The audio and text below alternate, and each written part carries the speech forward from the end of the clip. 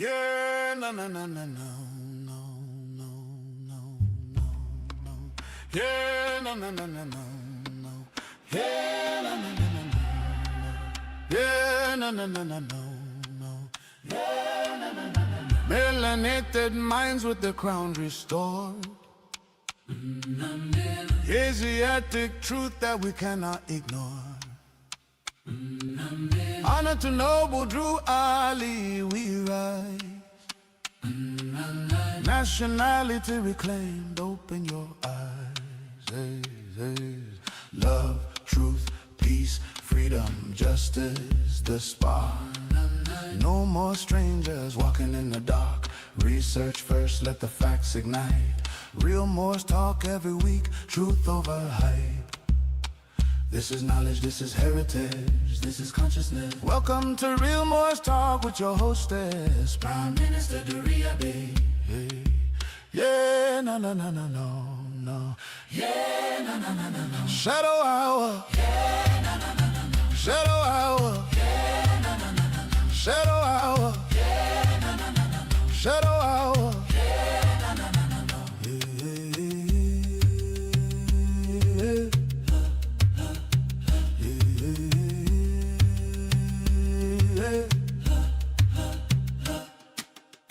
Shadow hour. You are now tuned into Real Moors Talk. Melanated glow, crown back on the throne. Asiatic spirit, yes, we finally home. Honor noble Drew Ali, we proclaim. Nationality restored, we reclaim the name. Yeah, yeah. Love, truth, peace, let it spark that fire. Freedom, justice, lifting hearts higher. no more strangers. We know our part. Real Moors Talk. Truth from the heart. Real Moors Talk. Truth from the heart. Real Moors Talk. That's right. Yeah, na, na, na, na, na. Shadow hour. Yeah, na, na, na, na, na. Shadow hour. Yeah, na, na, na, na, na. Shadow hour. Yeah, na, na, na, na, na. That's it. Rise up, rise up, rise up. That's it. Rise up. This is heritage. That's it. Rise up. This is consciousness. That's it. Rise up. That's your heritage. That's it. Rise up. Mela haven't been. That's it. Rise up. This is heritage. This is consciousness with your hostess, Prime Minister Durriyyah Bey.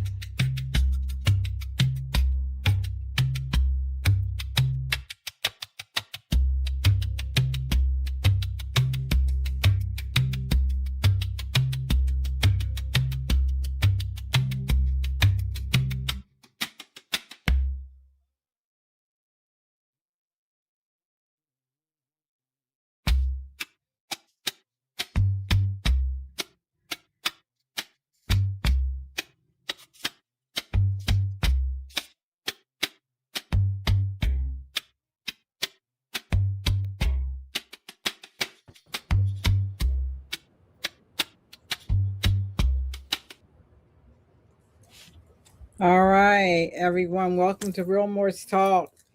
Yes, we are at episode 26 of Real Morse Talk. But first and always, I want to rise the ethers, rise and give praises to Allah. That's the name of the God I choose, for allowing me to wake up this rising in my right frame of mind, with my good common sense, life, health, and consciousness, with the ability to stay on this road, this knowledgeable road, the Islamic road, because you know what? Sometimes it's rough and sometimes it's smooth. So I'm going to give, a special honor to our holy and divine prophet, Noble Ali, for without his knowledge, wisdom, and understanding to share with us, I would not be able to share it with you. So you're on Shadow Hour with Real Morris Talk. And I'm your hostess, Prime Minister National Grand Sheikh Durriyyah Bey.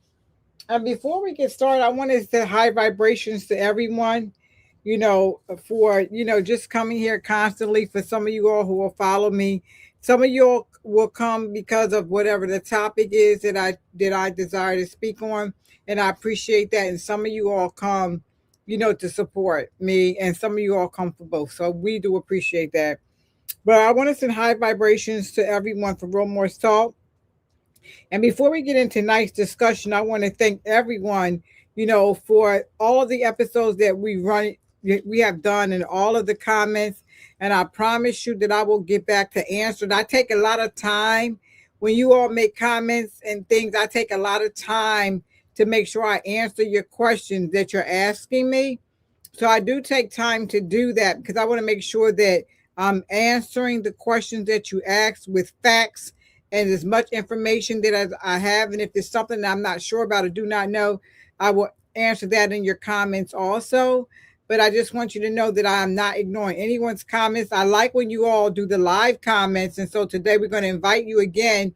We always want to invite you to do the live comments, because when you do the live comments, we're able to put it up on the screen. And what we do is we can discuss it through the live comments. So I appreciate that. And this topic today may take two episodes to do, because it's a lot of information, about today's episode. But I want to always make sure that we give thanks to all those who support our online schooling. So I want, for more than a decade, our school has provided year-round education for students for elementary through high school, with courses in legacy, history, financial literacy, language arts, mathematics, science, health, foreign language, career readiness, and culture studies. We also provide home schooling support. So, like, I had a couple of sisters who said, I've been homeschooling my children for a very long time, but now I think I'm at the point where they need to be into a school where, it can be more organized. And sometimes when you're homeschooling your children, sometimes you're not really giving them everything that they need for survival out there. So I can appreciate that. But we do offer that support. All right. And so we've been open since 2015. So this September 9th will make our 11th year of school being open. So, excuse me, yes, 2016, the 11th year. So we celebrated our 10 years of September 9th. The year prior, we have been open since 2015, and 2000 school year 25 had May 10. Now school year 26, and we always go school year to school year because it started in September. So it'll be in our 11th year. And what we're asking people is to please order online schooling. Please do donate. You can go to $online schooling MC. And if you don't have any children or grandchildren, someone in our Morse community does, so you can certainly support them. You can go to Real Morse Talk. Some of you all have been sending me emails through Real Morse Talk. You can go to our online schooling for Morse Children.com. You can go to Education for Morse Children.com. And Shopstein is working on all those banners. And you can certainly support Daughters of Drew Ali. That's our humanitarian organization, at Circle7Publishing.com. And some of you are probably saying, why is she doing that at the beginning of the broadcast? Because a lot of times people don't stay till the end. And so one sister said, one day I had to watch it all the way to the end and to see the advertisement about the school. So I'll make sure that I do it in the beginning of the podcast, and I'll also do it at the end of the broadcast. So that way We all have plenty of time for people to decide if they would like to donate. And listen, we had one of our videos that reached almost 15,000 viewers. And I said, think about this. If every viewer would have sent $1, or maybe some of you all viewed more than once, so maybe it was cut in half, but if it was 7,000 or 8,000, but if each viewer would have just sent $1, just $1, that would have been $15,000 in donations for our school. If you just would have sent $1, even, we're not complaining about how much you send or anything. We're just asking you to please support. And in a time crisis that we're in right now, we really need to support each other, and we need to keep our school up, alive, and be able to sponsor a few children. I had a sister who got in touch with us, and she is homeless right now, but she wants to bring her children to online schooling. It's the thing is that we really can't afford, because I have to pay teachers to have people come in for no fiat. We used to have regular people who donated for at least 1 or 2 children each, school term. But those 2 people have passed, and they were with us for a good long time. So now we just need you all to support. So if you send $1, $2, if all of you all that view, just send that maybe once a week, once a month, whatever you can afford to help us with our online schooling. We would truly, truly appreciate that. So I wanted to get that out of there. All right. And also, I want to let you all know that some of you all ordered books, and we got all the mailing out of books. So if you recently ordered books, we usually get out, we usually make sure our books go out Mondays, Wednesdays, and Fridays. Excuse me.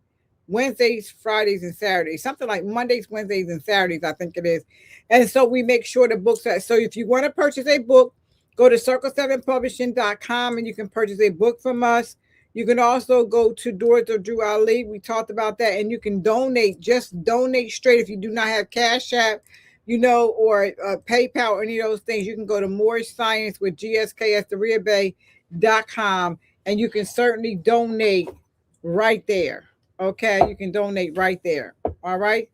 So we appreciate all donations that come to us. So thank you so much for that time in the beginning. So we're going to get right into today's episode of Real Morris Talk. And I was printing out, I had made a chart, and I was printing out the chart. And on one of my computers, what happens is one of my computers, it'll go front, back, and I'll have it on the same side. But one computer flipped it on the other side. And so I was trying to reprint it, but I didn't get all of it printed before we actually came on.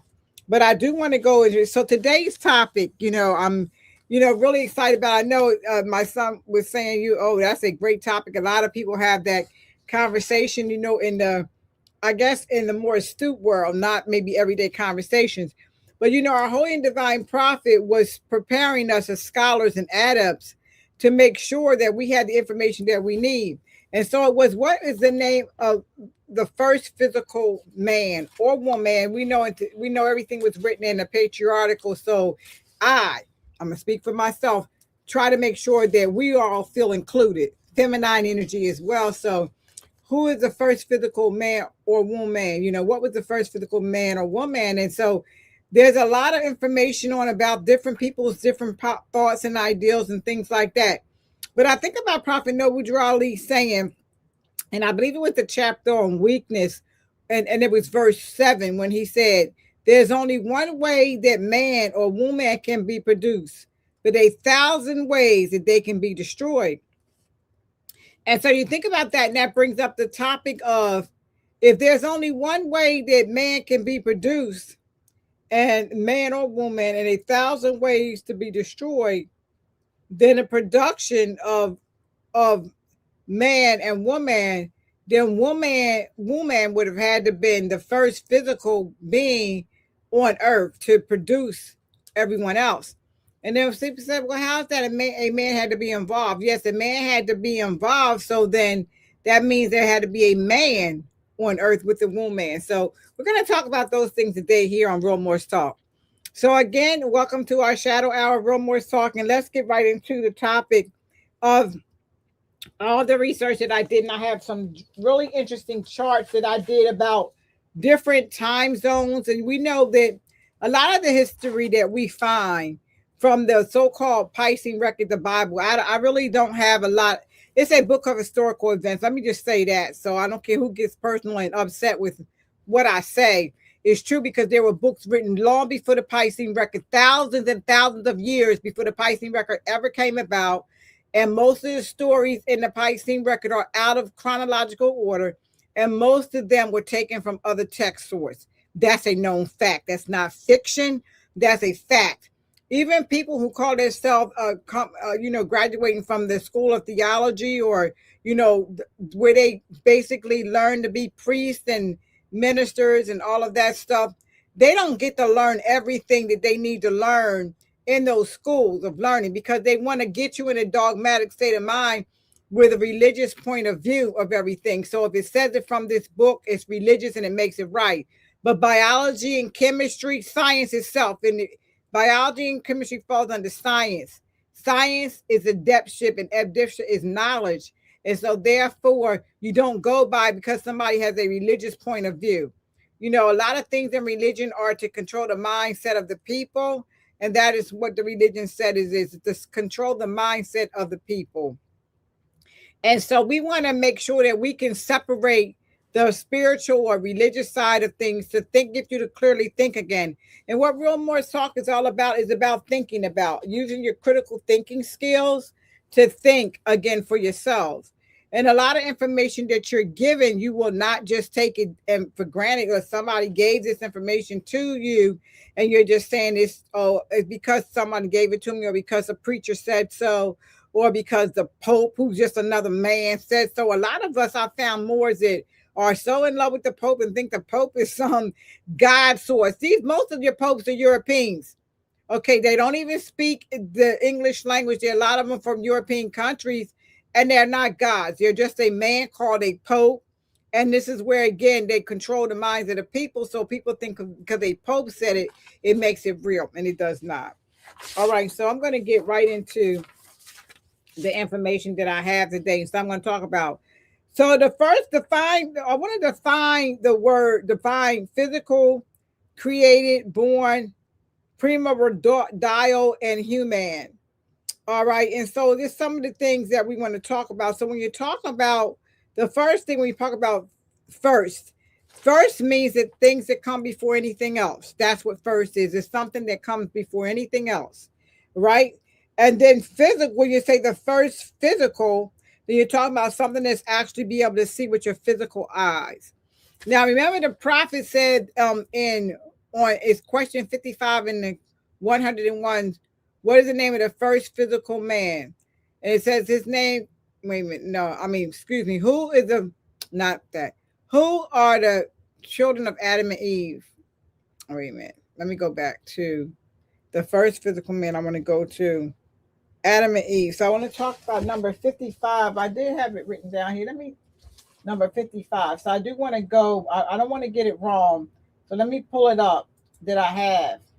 So it was question 55. As I get older, my mind doesn't remember as much as I used to, but let me just go I should say it's king. So 55, what is the name of the first physical man? All right, that's what it is. But number 50 said who or where? Okay, what is it? You have about the whole. Wait a minute. Oh, okay. I have to find the Garden of Eden. See the first physical man. That was 55. Then, okay, 57. Who were Adam and Eve? They are the mothers and fathers of the human family, Asiatics and Muslims. And so the prophet talks about they are the mothers and fathers of the human family, Asiatics and Muslims. Now listen to the word. He says mothers and fathers, which is plural, of the human family. He very specifically made sure he used the word human family, Asiatics and Muslims. So they are the mothers and fathers of the human family, Asiatics and Muslims. Now, when we get to 55, 55 is before that. It says, what is the name of the first physical man? And when we talk about the word man, I want to clarify something, because I remember a long time ago as a young sister coming through, one of my mentors told me, he said, when they may say man, they mean woman too, but we know everything is a patriarchal science. But if you look up the patriarchal word, but if you look up in science, what it's saying is that when the word man is used a lot of times, it's shortened for human, or, human, so it's saying the human race. But a lot of times we just see it as man. And I always see it as man, because I'm saying everything is running in a patriarchal mindset. Because if you say man, our men think, and anyone else that's thinking, think man. They don't think we're talking about the physical form of the human. They're thinking that we're talking about man, their self. And if you look it up in science, it'll let you know that when they normally use the word man, they're talking about the human race, not just man itself. But over time, people have gotten in the mindset that when you're talking about man, you're talking about just man, not human. Now, we know our prophet was a scientist, knowledgeable, very knowledgeable man. And so he said we are scientists, is what he told us. He said we are more scientists. So science means making sense, right? So a lot of times I'm changing a lot of language because I don't want it to say just man. But I know now that if you're in adeptship, if you're higher up in the thought process, you can also know that that means man and woman too. But I like to clarify. So I just want to let us know that when the prophet says the human family, he's talking about Asiatics and Muslims, and he's also letting us know that the name of the first physical man cannot be used only by the executive rulers of the AC of the MST of A. Well, that was back then. We know that it has not really been established, but we know that the name Adam is not really how it's gone. We know that according to the Piscean record, which people swear by the Holy Bible, is Ha'adam, which is HA-ADAM. And we know that physical part of the HA, the word itself, means feminine energy. So a lot of times when books are being written, they're written with that portion out, like everything was man and woman came next, and that is not the truth. And so today, this is why we're here at Shadow Hour, to make sure we get those things done. So, all right. So the public evidence does not require us to conclude that the first physical human was a man, a masculine man.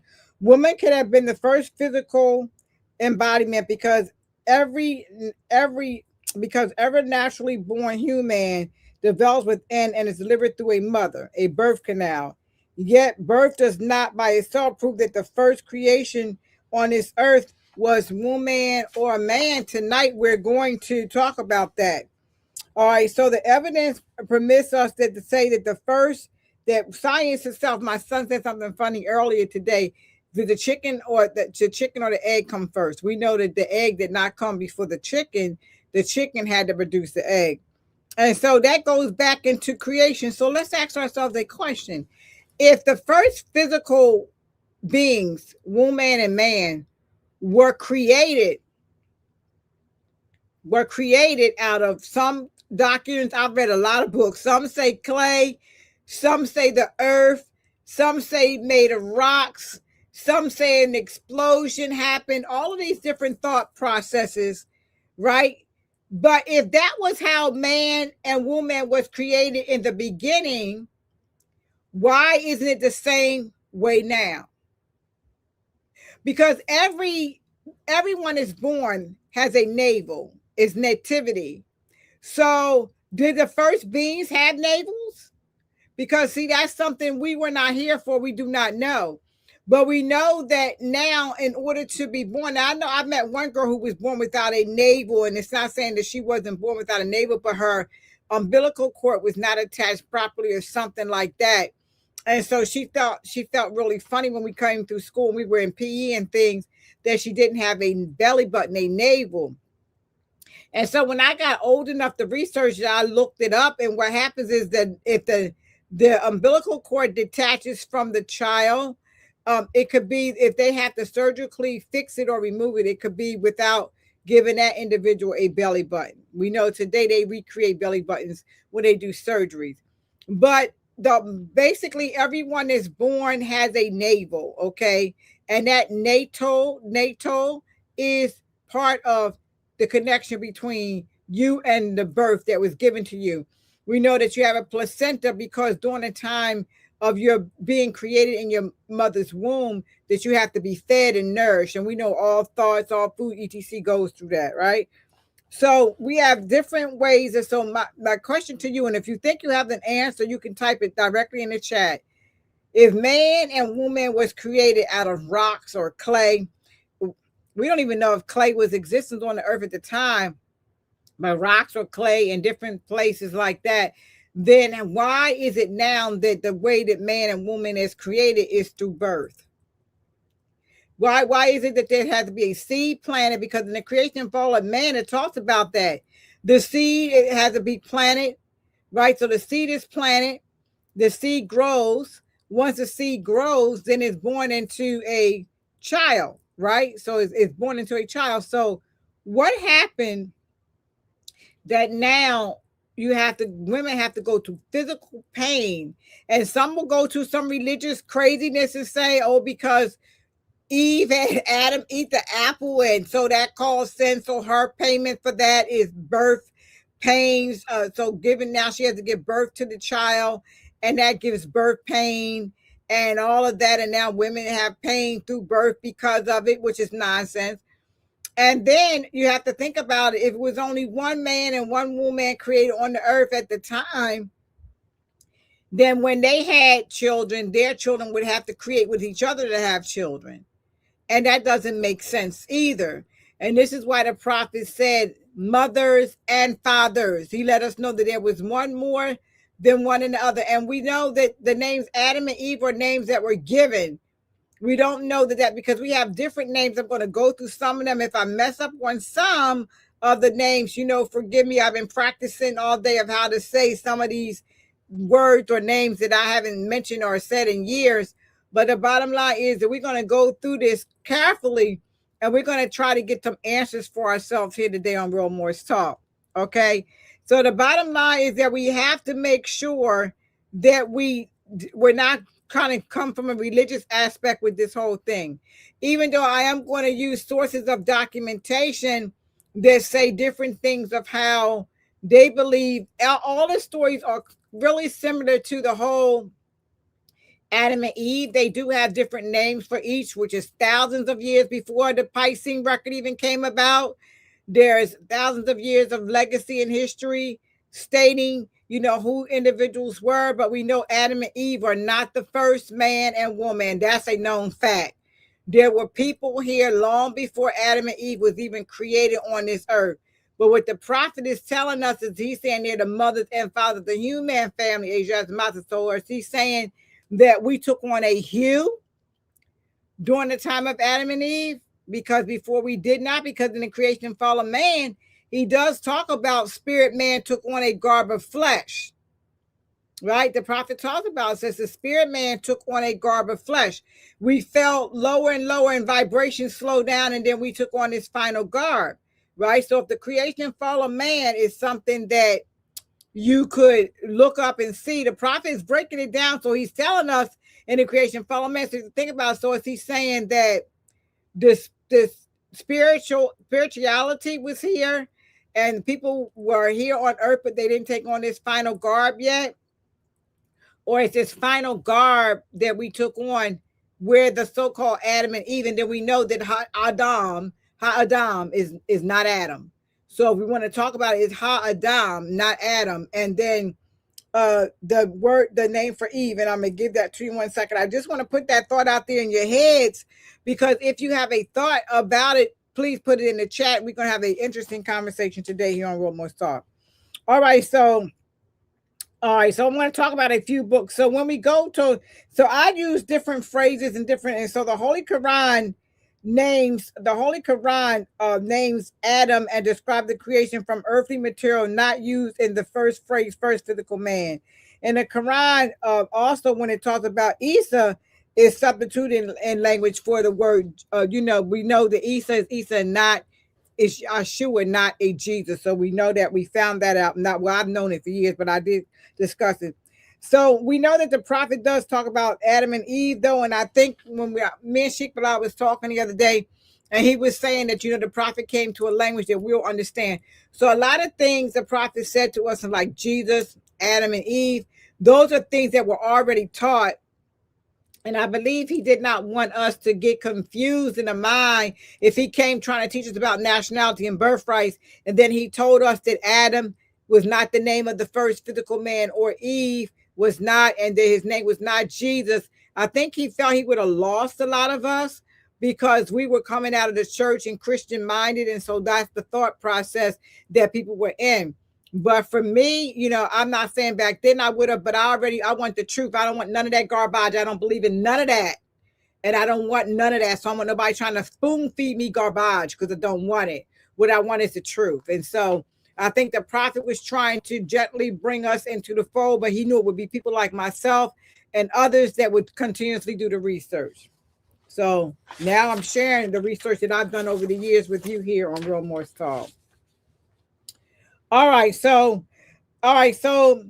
what is the name of the first physical man or woman? Most of us were trained to answer this question before it was even examined, the question. All right, most of us were told that Adam was the first man and Eve was created afterwards.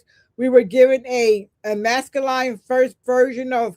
Many people stop to ask whether the text actually says the first physical human or the first physical male, because it's a translation from the Hebraic language. And what I was told before Hebraic, it was Semitic language, which I've looked that up before the Hebraic language. It was Semitic language. So it's been translated a few times according to people's thoughts of what they thought it said.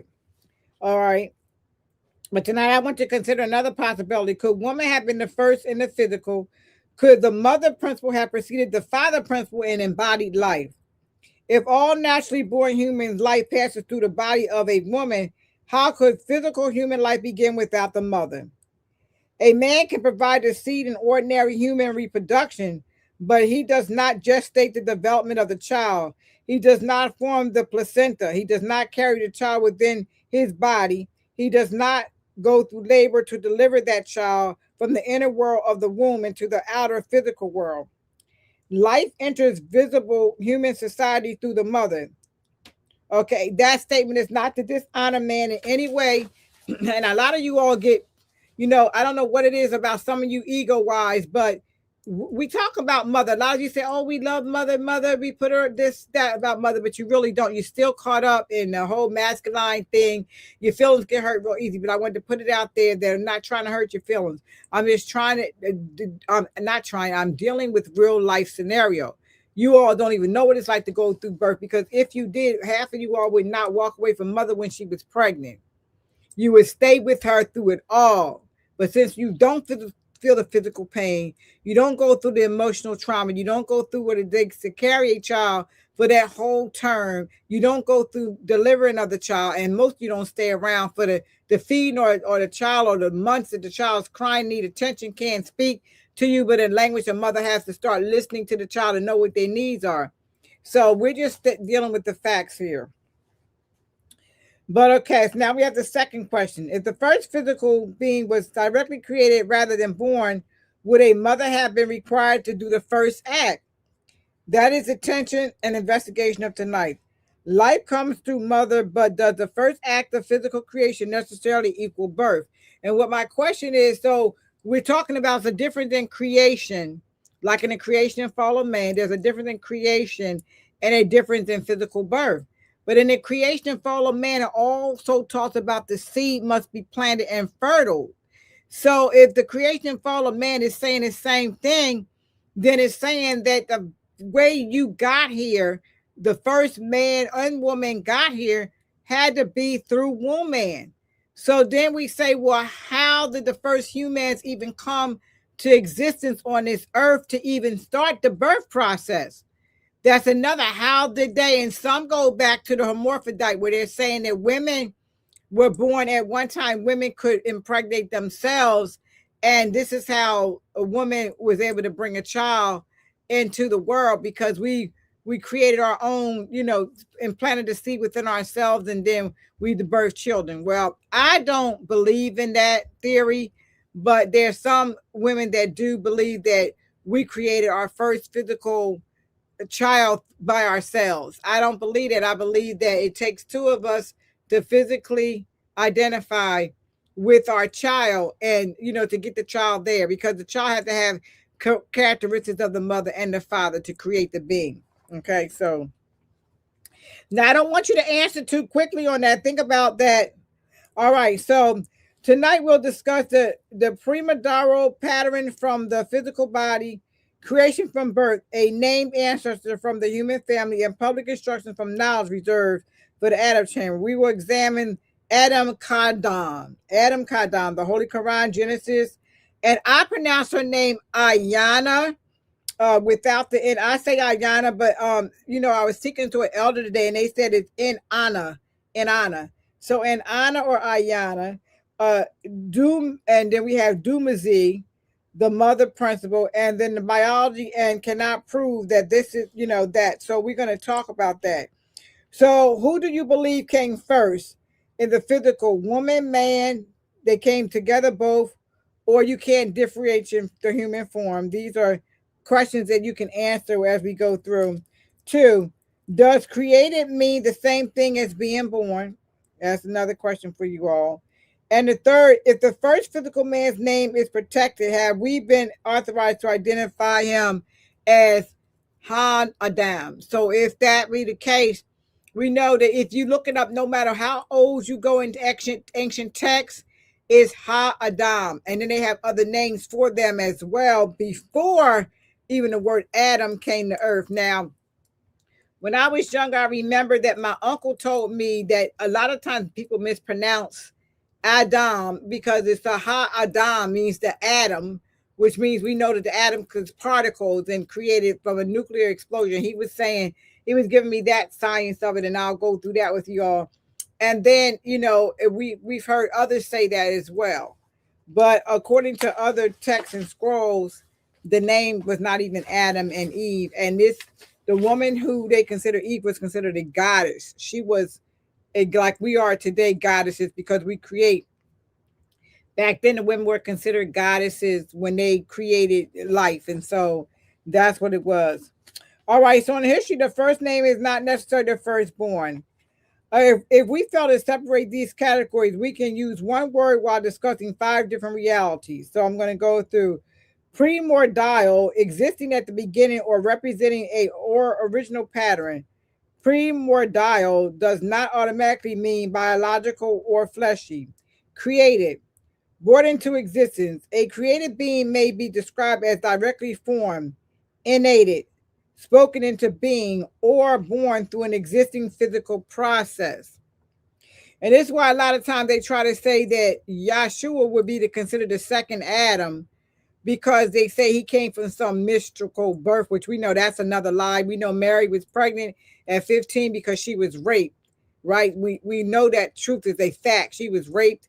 And so she was raped at 15. And when she was raped at 14, she had a child at 15. So that's where ʿīsā's life comes into play. His father was a rapist, okay? Right.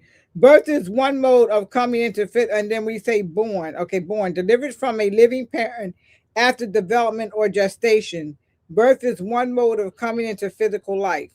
Then the word physical, embodied in material form and subject to the conditions of the material world.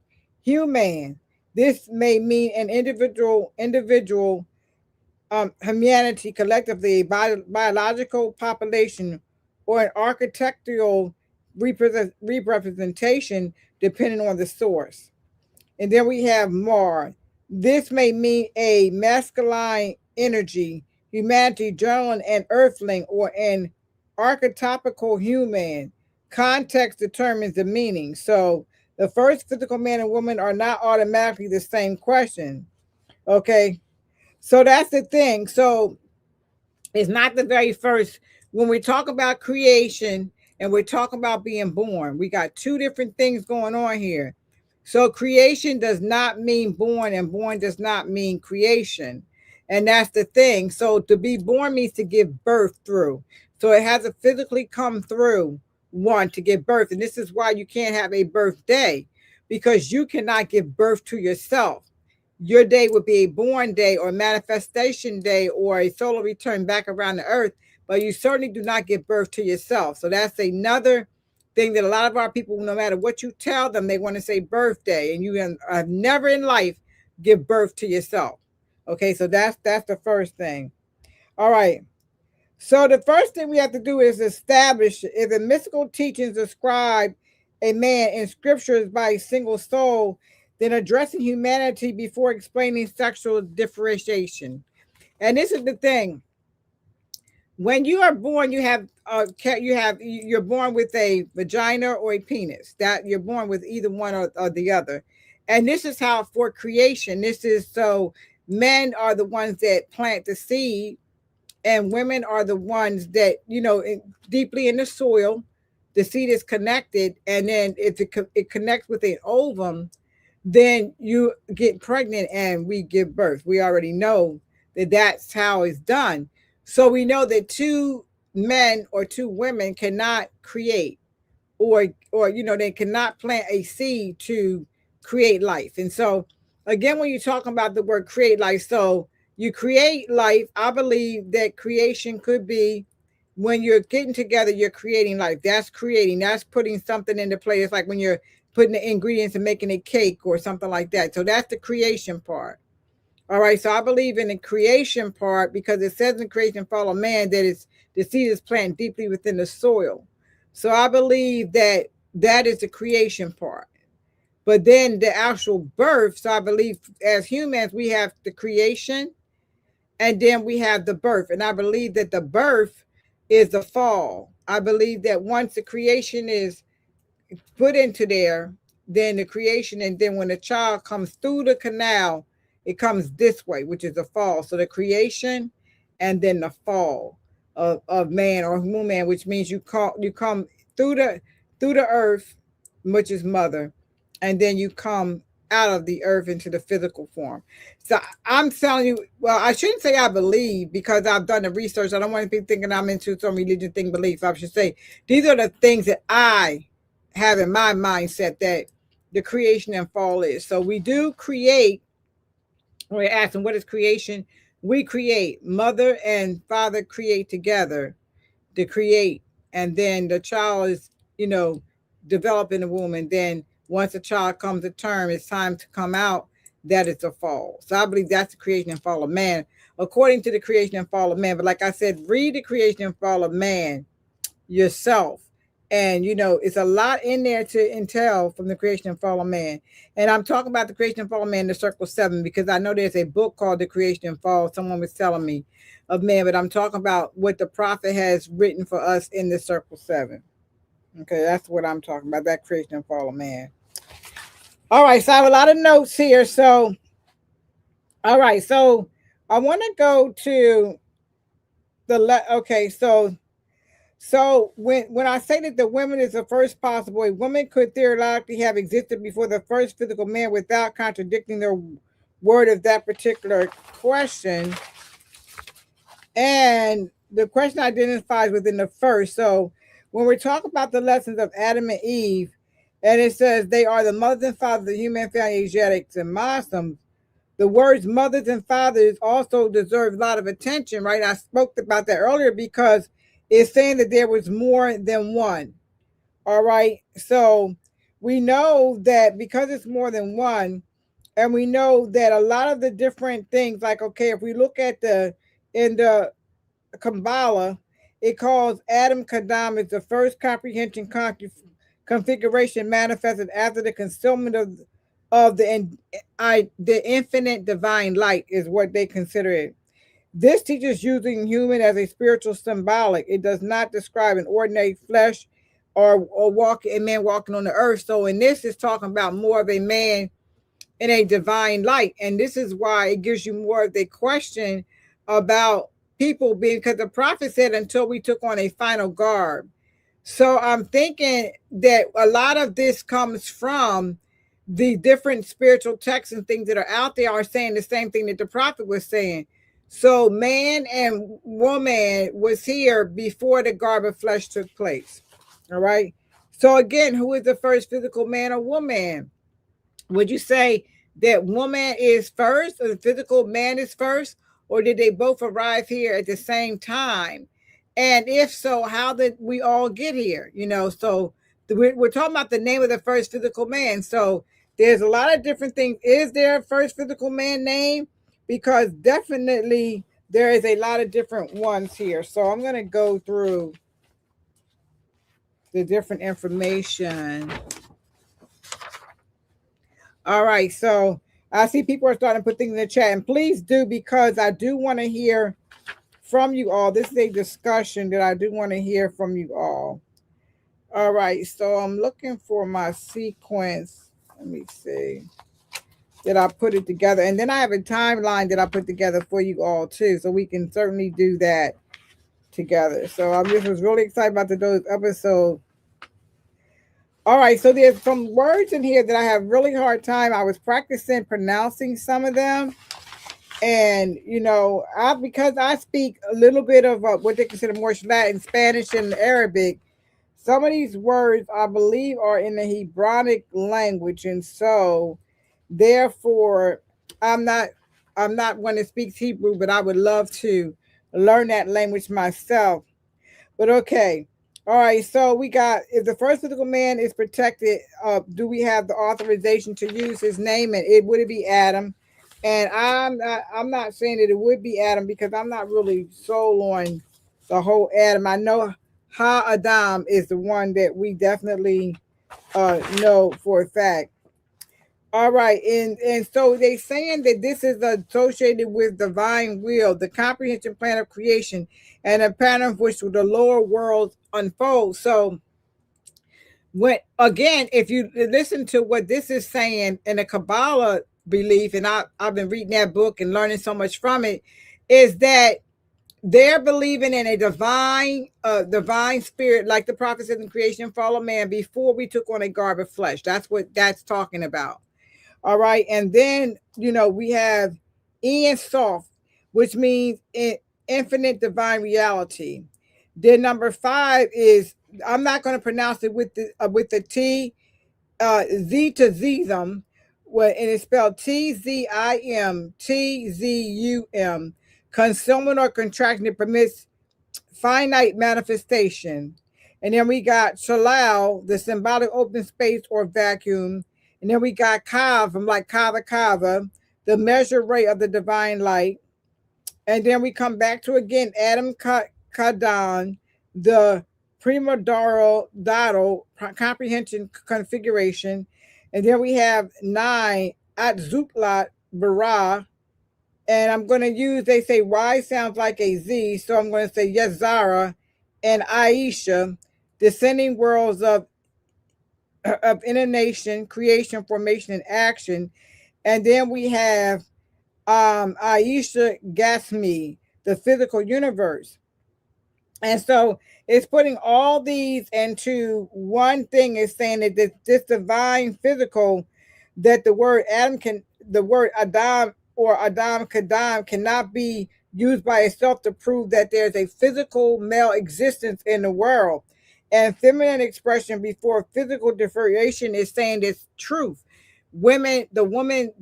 All of these particular ones come with the feminine energy as the first, but it's not giving you an actual name of who they believe is first physical. And I was asking my son, said, Mother, that's a question that, a lot of people have been having for centuries, scientists and things trying to figure that out. So a lot of people just settle on the religious side, but I don't settle there on that.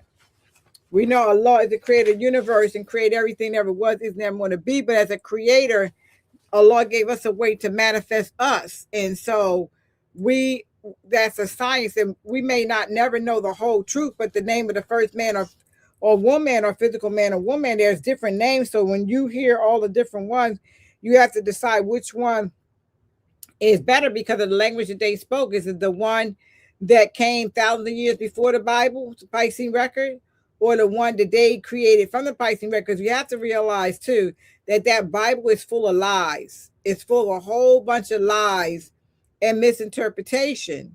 And then we know that when Quran was written, That a lot of the Quran that's written too, they say comes after the Piscean record. You have to look at the time the Quran was written and the time that it was saying and written. And the Quran believes in the jinn and angels and all of those things too. So you have to take all of the books together. And I have a chart which we're going to go over, and I'm going to go through the different ones and show you where they're similar and where they are separate. Okay, but I want to get through this first. All right, so we know that naturally conceived child sees the earth. The child lives within the body of a mother. The womb is the child's first physical environment. The mother's body regulates temperature, exchanges oxygen and nutrients, removes waste, and the placenta, and protects the development of life. The developing child does not first live independently, later meets the mother, then the physical development begins with the maternal environment. In that sense, the mother perceives the born physicality of the child, and biologically the child would be first. The mother would be first. Reason 2, birth is a passage through woman. To be born is to be passed through a woman, so and come into the physical world. All right, so mother is not only the container that the child comes through, but mother is also the one that the child regulates, participate in inflammation, hormonal regulations. We go through labor, delivery, and nourishment of the child. Therefore, when the first physical human came through ordinary process of birth, a mother had to exist before that birth could occur. So, again, we have to look at if everyone on this earth came through a mother, everybody. And through everyone on this earth has a navel. They call it a navel, but it's natal, which means maternal, which means birth. It means that placenta was connected to the placenta, and the placenta is what fed you from the mother. And once that cord is cut, then that placenta starts nourishing you, and then mother starts nourishing you from her breast. So that's right there. So if the first man or woman was created from rocks and clay, then where did they get their nourishment from? And were they created as adults, stand up as grown adults? Were they created as children? How could that be? Because even when you talk about the reincarnation, people don't believe in reincarnations. That's so amazing to me. When we talk about the reincarnated prophet and they don't understand what we're talking about, they will fight you down that he didn't reincarnate into a physically grown man, but yet you'll believe that Adam and Eve, how many years old were they when they started having children? It's a lot of questions there.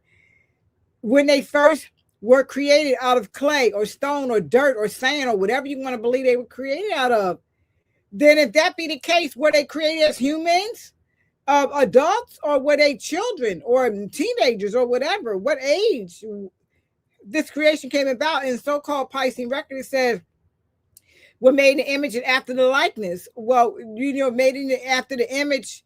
In the Bible it says that we were made. In what it says about it says can't think of it right this minute, but I know in our Circle 7 it says made in the image and after the likeness of God Allah. We were created and made in the image of. But in that Piscean record, it's saying it was the image of God made in His own image, is what it says.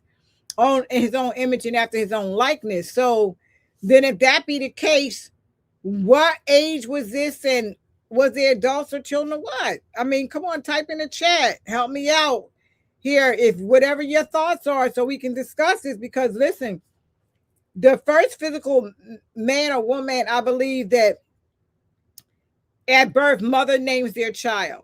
So I believe that the mother gave the name to the child, at that particular time, and we have different names that we could go through. I just read some of them off. The bottom line is that we just really don't know, but we know for certain when the translation is Ha Adam, and that would be what they call HA-Adam. So we say Adam today, but we know if that would be the first physical man. We know that Eve supposed to represent evolution. And there's a lot of things that says it's Eva, and then there's another pronunciation that I have here I'm going to go through. So we don't really know. But the name of the first physical man or woman, it says it's only through the AC of the MST of A. And we know that I'm an Adam. I've been an Adam for years. So in the AC of the MST of A, what we're taught in the AC of MST by elders, or what actually is the name of the first physical man or woman. And so we're going to reveal that today. Okay. All right. So now we're going to go through uh, the maternal DNA. So we know that all humans have DNA, right? We know we have DNA. DNA gives us our characteristics. It makes us where we're human. All of these things come from the DNA. So if man and woman was just created from clay and flesh, and then the breath was just blown on them, and all of a sudden they came to life, where the internal organs, where did all this come from? If they just brought up from clay and then life was blown into them, did life put a heart, lungs, kidney, vital organs? So we have to start making more sense than we're making when we're giving the information about the first physical man and woman. Okay, we have to make more sense. Okay. And then the mother sustains life before and after. So the thing is, mother, again, I spoke about earlier, during the whole time she's carrying the child, she has to eat and think. And a lot of us don't do that, but we should. The way we eat, think, and the things that we put into our form when we're carrying a child, because when you say child, just say things are hereditary, like when you're born with, diabetes or sickle cell, or these things like that. It's not so much that it comes from the DNA of the parent as it does that what you change you alter your cells. Because if you're eating junk the whole time you're carrying your child, when your child is born, the child's going to be born unhealthy, right? Because the cellular structure and makeup of the child comes from what you're feeding the child, and you're not doing that, so your child becomes unhealthy. And so your child is born with a whole bunch of free radicals, where they should not be born with a whole bunch of free radicals in their body, and then they're fighting them off. This is why when the child is first born, mother's supposed to nurse from their breast, because the liquid that comes out is a natural antibiotic. The liquid, when you first lactate, the liquid that comes out is naturally designed to protect the child before the child even starts drinking your milk. So the body is a beautiful organ. Okay. All right, so let's go. So the Holy Quran, the universal Quran I'm speaking about right now, speaks of humanity from a single soul and does not name an Adam or a spouse in Quranic text. So the Quran, the Holy Quran, universal Quran, does not do that. All right, Genesis 1 presents male and female within one creation declaration, while Genesis 2 begins with Ha-Adam or Ha-Adam, the earthling, before the terms man and woman are placed in explicit retention. So that's Genesis 1 and Genesis 2. It's going by what people are saying. If they wrote these books, I'm going to go through that. All right, and then Adam Kadam, some say with the O, some with an A. I believe with the A because the O was not in at the time, is an archeotopical configuration rather than proof of biological man. Taken together into the introduction, it still shows that the first conclusion would be the first one created on earth was woman. All right, so if someone believes Allah directly formed the first physical human from earthly material, then that first being would not require a biological mother. The argument for woman first is the strongest under this condition. The first physical human entered embodiment through birth of a birth-like process. The first embodiment was direct action of creation. The sequence must establish the revelation of another authority, but not ordinary production alone. Okay, so the Holy Quran does not use the English phrase first physical man if it names Ha-Adam and describes human creation through several images of earthly material. The Quran describes creation from dust, clay, surrounding clay, and dark altered mud. It also describes the Lord fashioning the human form and breathing into it the spirit created by Allah. So that's how the Quran is interpreted. It's not saying it's the first man or the first woman. It's saying that there was mold from clay, and then, like I said earlier, blown into the breath. Okay. All right. Now, the single soul, humanity is addressed as created as a single soul. Okay, and that's where it's saying. So then we have to ask, if it's saying a single soul is only giving you one, it's not giving you two at the time. All right. All right. So in Quran 4:1 does not use the name Adam inside that sentence. It says nafs wada, a single soul, and Jaha is mate. The Arabic noun nafs is grammatically feminine. And this is what I was saying earlier, grammatically gender. So the thing is that everything that you look up so far is an feminine energy principle. And that's through all of these particular different reading sacred texts. I got so much stuff here. A lot of these texts, everything is making it with a feminine energy. And as I said to someone earlier, before they got angry, when you're saying Allah, or you saying Bismillah, Allah, Ya Allah, Allah, Allah, all is feminine. It's not masculine in energy. It's feminine in energy. And so it puts you where, because when we think about things written in a patriarchal thought, or if the word man was being used to make sure they're talking about all humanity, well, because when people rewrote text or rewrote books, they didn't use it that way. They used it in a patriarchal sense. And I do have the thought process that back then things weren't thought about in a patriarchal sense. That came years and years later. I think that whenever it was rewritten, it was rewritten with the fact that humanity, and I don't really think that it meant at all. I'm not going to say, I really don't think that they were trying to make anything about it masculine or feminine energy at the time. What was going on is they were trying to record information so that generations like ourselves later on could have the information of what took place at that particular time, or what they thought took place at that particular time. All right, and so we do have. I'm going to go over. When I was really young, I was taught about the so-called immaculate birth during what they call Akuptic, what they call now Egypt or Kemet. Right now, Egypt is just not the name of it, but we know that was another miracle birth that happened thousands of years before this so-called birth of ʿīsā even. So we know a lot of the texts that the Piscean record they took from ancient texts, and then they tried to, put it into their own language or their own thought, or tried to dissect it by their own thought. So because they had these texts, they had the ancient texts, just like today, we have ancient texts that we use. Well, back then, during that so-called biblical period, they were using the stones and tablets and translating that for their comprehension. So this is how we got a lot of the books, and this is how we got the Piscean record. It's just a book of historical events that happened at that time. There's nothing holy about that book at all. It's just events that people thought happened at that particular time, and they wrote them down.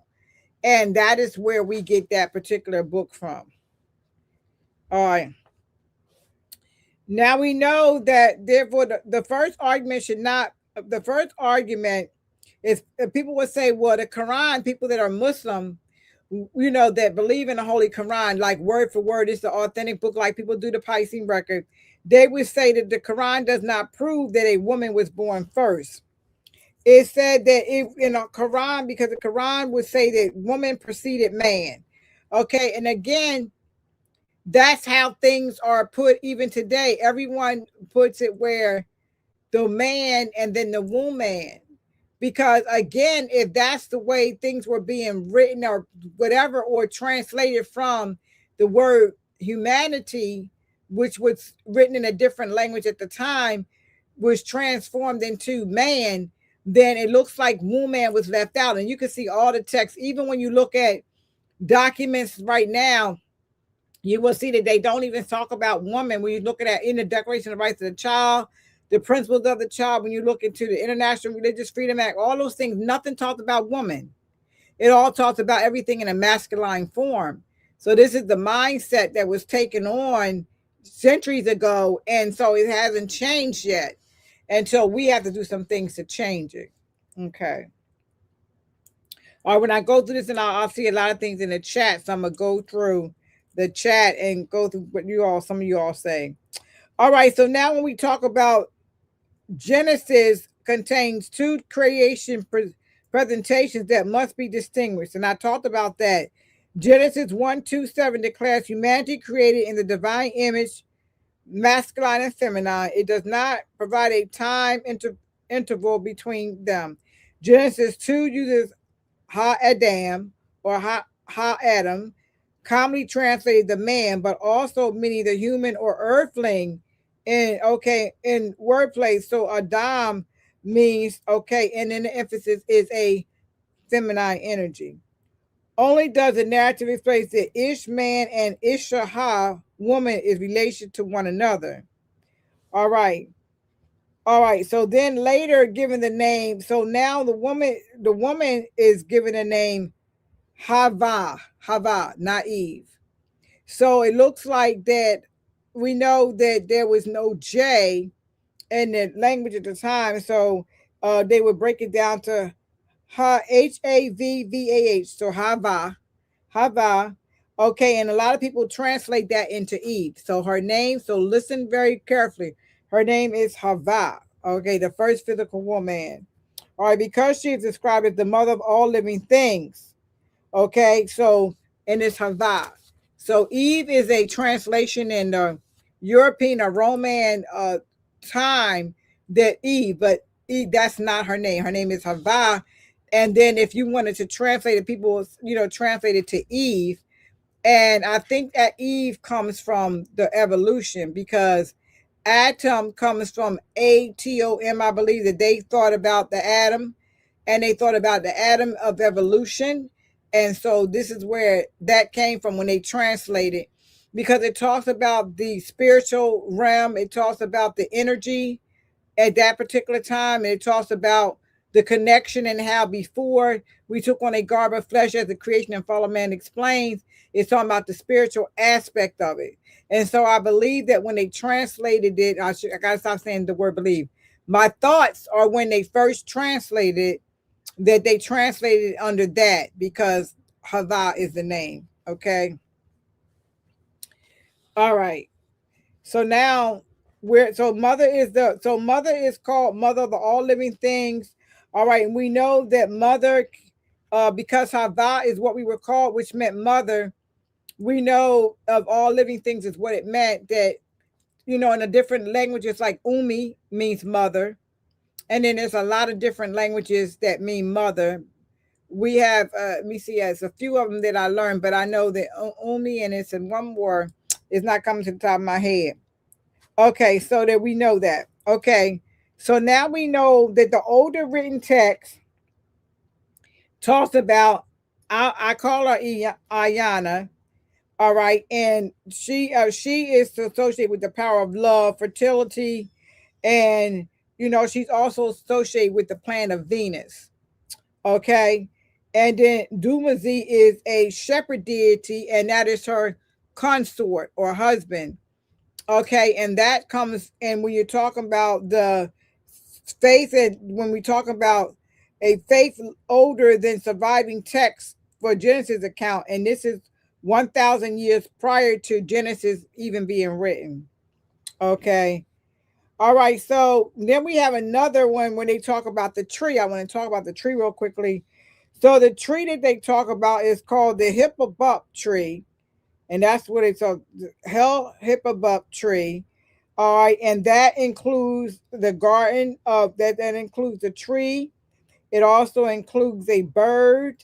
And then when they're talking about the actual time of Gilgamesh, they're talking about, again, that it's in a feminine energy. Okay. All right. So now we have the name of the first physical woman. So that's the name of the first physical woman as far as history can go back. All right. So that is what we need to make sure that we put those. And I trust everyone is writing this information down, because you can always go back, of course, and replay it, but just for your own research. Okay. All right. Okay. I'm going to stop here for a moment and go to the chat. And then we're going to go into where is it actually that It's well, I'm gonna go to this first. So, naturally born, whether woman has chronologically the first individual physical human, or or man was the first physical human, the case that still supports that man cannot be born without woman. So, if you say there was a first physical man, they have to be a first physical woman. And we're talking about the prophet said physical. We're talking about the physical right now. And so that's where we would be with that, the physical, the first physical. And those, or you know what? And it says that Adam and Eve are those, but because we know that Hadam is the first physical, supposed to be man, which it makes sense because that's Hadam, and Havara or Havava is a woman, or Havvah or Hava is the first physical woman. That would be HH, and both of them ha translate to a feminine energy, which means mother. You know, whoever named them. So there had to be a mother for Adam, the so-called modern day, because that's what the so-called Piscean record calls it, modern day Adam and Eve. So who are those pre-existing Adam and Eve? Well, we just went through who's pre-existing Adam and Eve of today, but we still have the question of who came first. So now that you know from what I went over first, I'd like for you to go in the chat. Who do you think was first? Was it Hadam, or, was it Hava? Was it Hadam or Hava? Who was first? All right, I'm going to go to the chat really quickly and see where we are. I've been going on. I haven't drank my water or my tea, but I was so excited about today's episode. So let's see. We say Islam mother, Islam, that is the more 74. Islam, the more 74. All right. Islamism.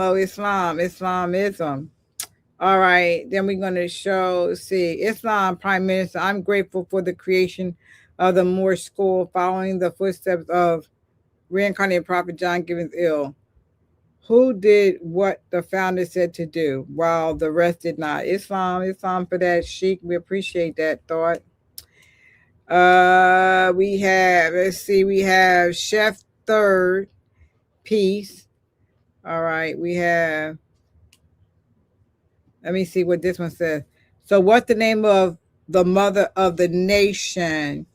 So if you could clarify that for me, what is the name of the mother of the nation? Are you talking about the Moorish nation? Are you talking about the Asiatic nation? Are you talking about, I can type in her name for you that I just gave. I'm not sure which one you're talking about when you ask that question. All right. Let's see.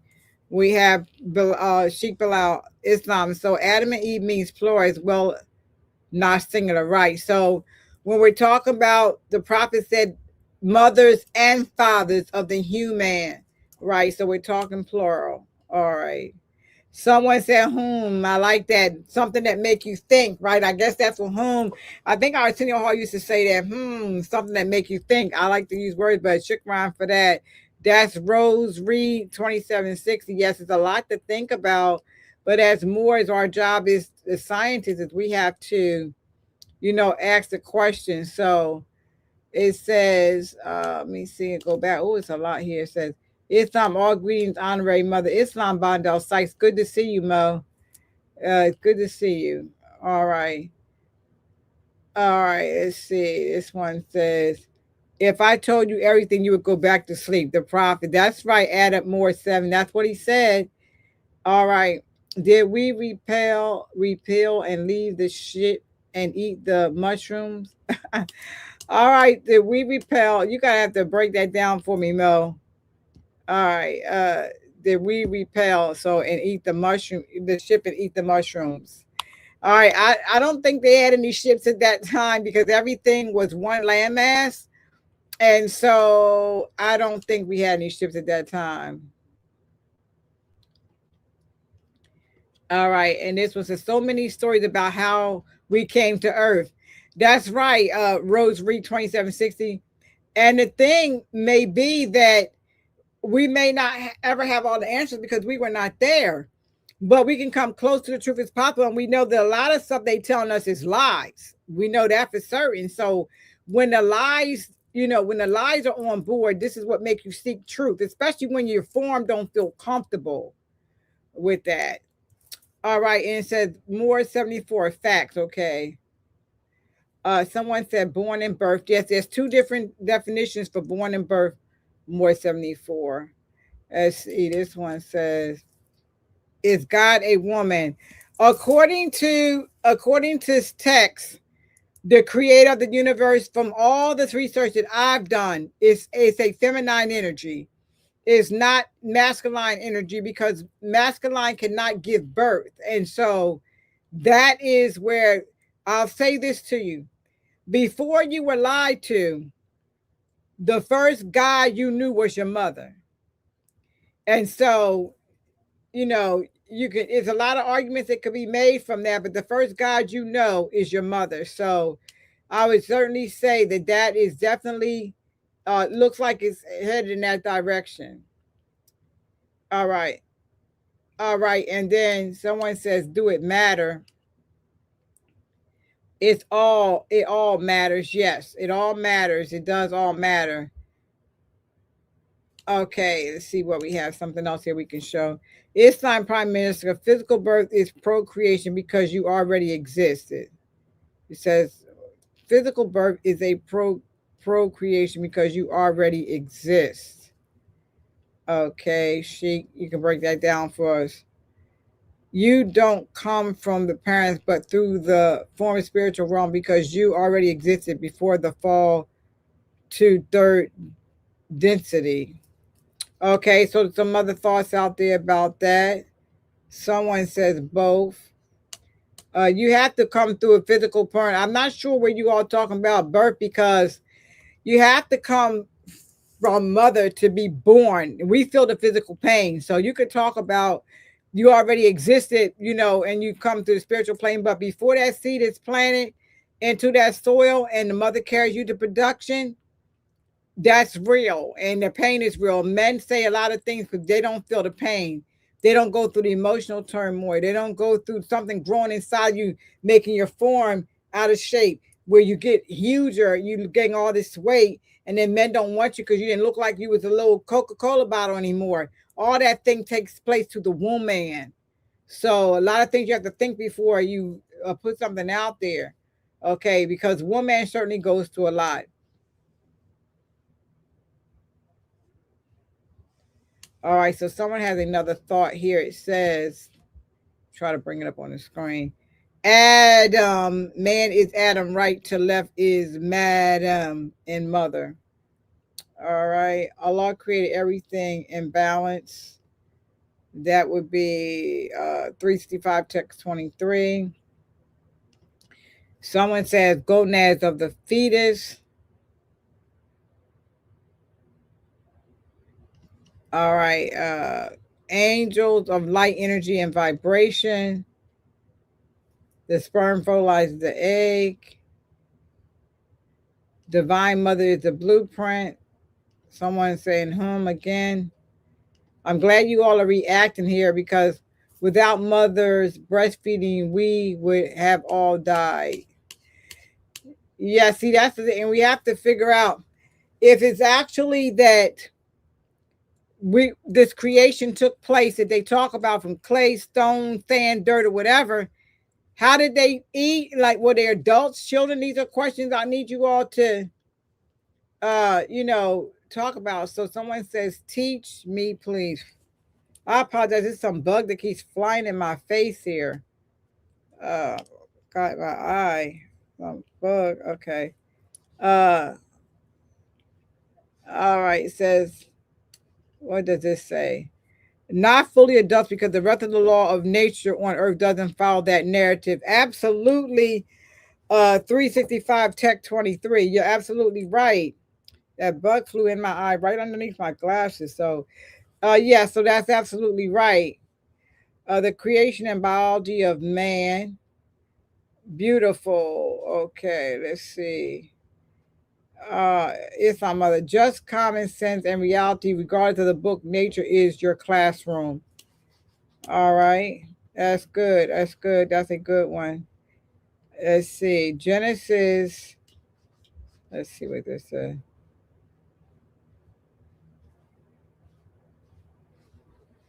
Okay, so this is where we're talking about. I was saying I didn't want to try to just only use what the Genesis says, because that I'm gonna tell y'all all the truth. I'm not really big on the Bible. It's a bunch of lies. But if you research and study, you'll see that it is. It's a bunch of lies, all out of order. And Europe, and when they translated this Bible, they translated it to make it to their own narrative. And then the King James version, we know King James took that Bible, took out a whole bunch, the whole 18 years that's missing from ʿīsā's life. He took that out, and he took a lot of things out and recreated that book. So please don't really use that as a great source of references. I'm only using it as telling you all what different books say. And I'm going to go into my charts, the different charts that I have. I'm going to go into that. Get Shams to put one more page in the printer for me so I can print out the opposite side. And then I'm going to go through the differences in the charts for you all in the last half hour. All right. And so, all right. So let's see. Esoteric interpretation. That's right. This one says, proceed, being, continue. Okay. All right. So yes. Okay. So I think someone just want me to, I'm referring to the first question in the book, or question for more children. Let's see. The first question in the book. Who made you? I think that's what you're talking about in the 101 questions. Allah. Who made you? Allah. So that's what you're talking about. I think, let me show that. So I'm referring to the first question in the book of questions for moist children. Who made you? Allah. Who is Allah? Allah is the creator of the universe, because I'm not going to say father of the universe, because Allah is not a masculine energy. All right. And my thoughts based on, let's see, my thoughts based on the fact of discussion, Kaaba came first. Okay. All right. Someone's spelling it a little different than I spell it. It's Havvah. Okay, we have different spellings for it. Okay. Spiritual existence is always where you return. Okay, this is my fact. Islam Prime Minister, do you have insight? Let's see.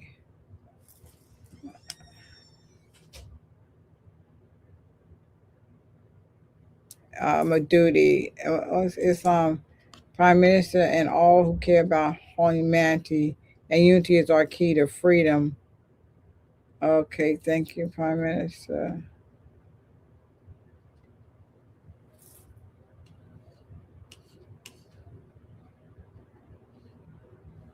All right. Okay, so I'm going to try to get to some of these questions that I wasn't able to get with. I'll get with some of those questions. All right, so the bottom line is that this is a big question that we do have to ask, and then the information and names of those things that I gave you all, you'll be able to, look up some of the information. All right. All right, so let's go to, all right, let's see. The first physical mankind is called the first physical human. All right. So again, in my research, when I looked at several different sources, and I do have the sources of where I got my information from too, a lot of it's old, so I used some sources that would be commonly today that you could look up to of the information that I have. And so for those who are interested, if you would like, when I'm able to go to the email and you send an email, I will send you the references of the information. Okay.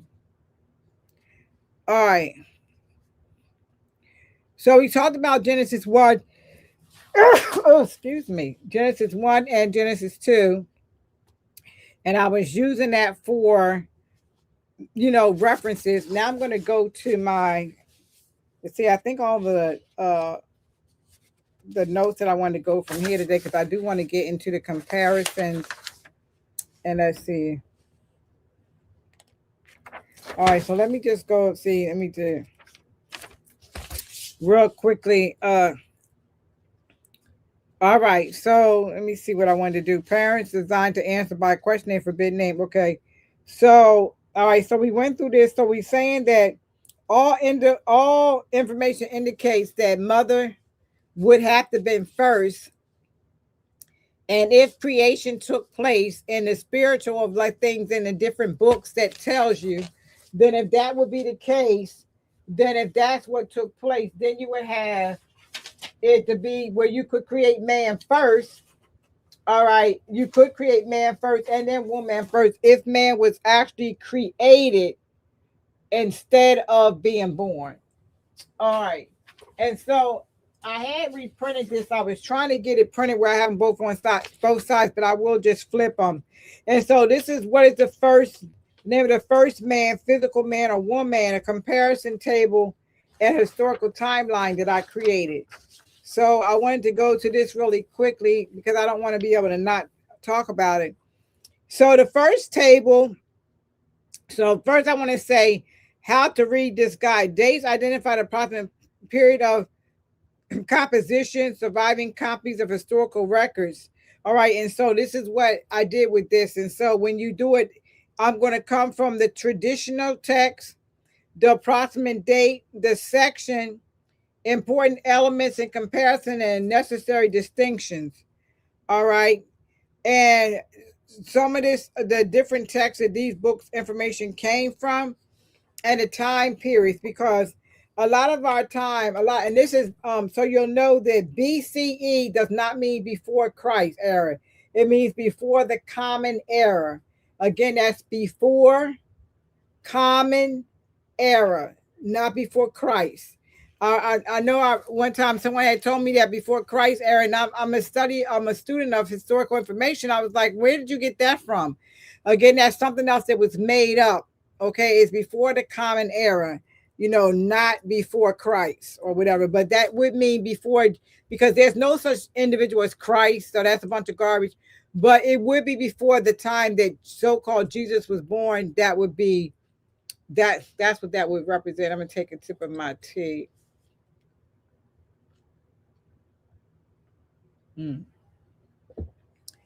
All right, so some of these I'm going to spell them out for you all to write.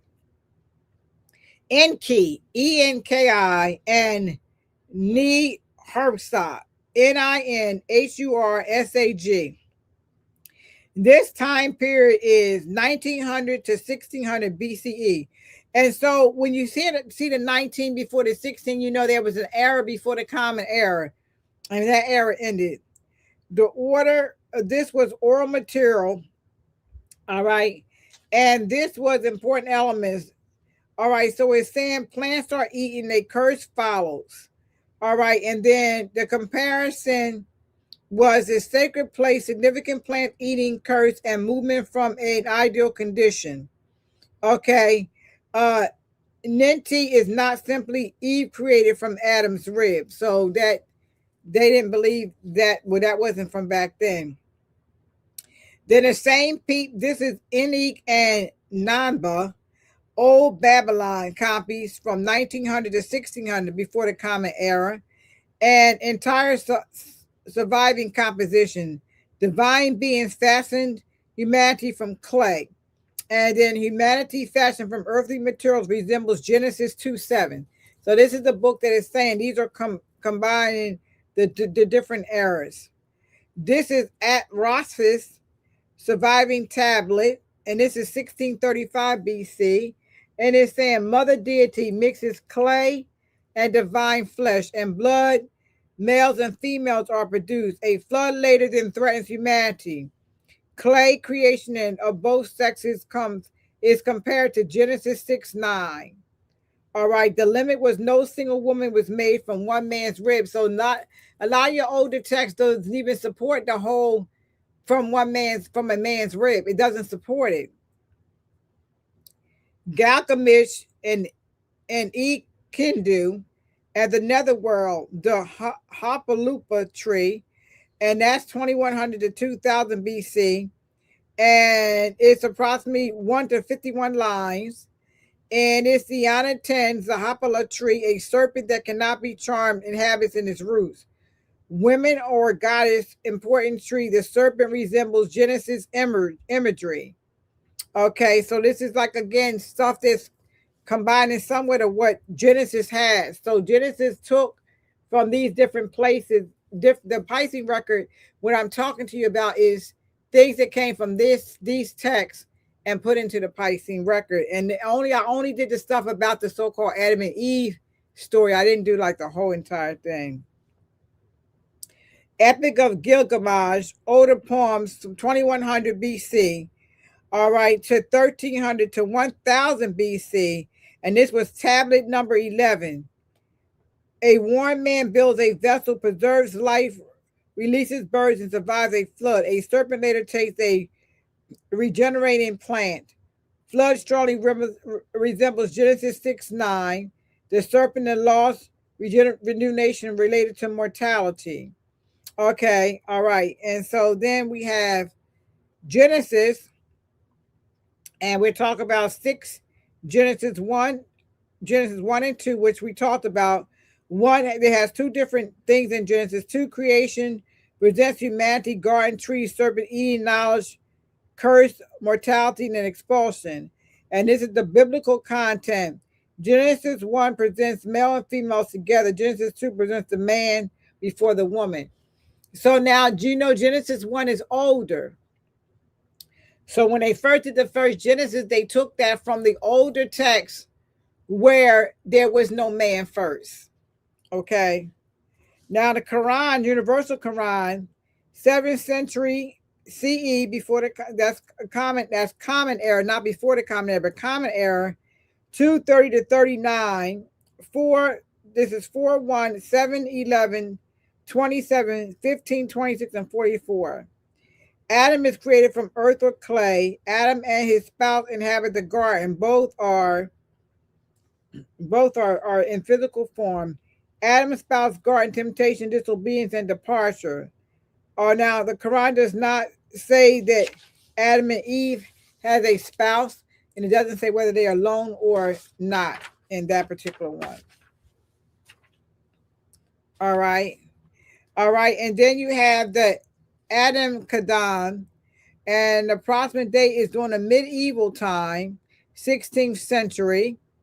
And it's teaching like a biblical chapter. It says paradoxal or architectural type human, divine, light emanation, and the spiritual plan of creation relates to humanity. Okay. And then the Holy Qur'an, the More Science Temple of America, we have chapter 44, verse 7.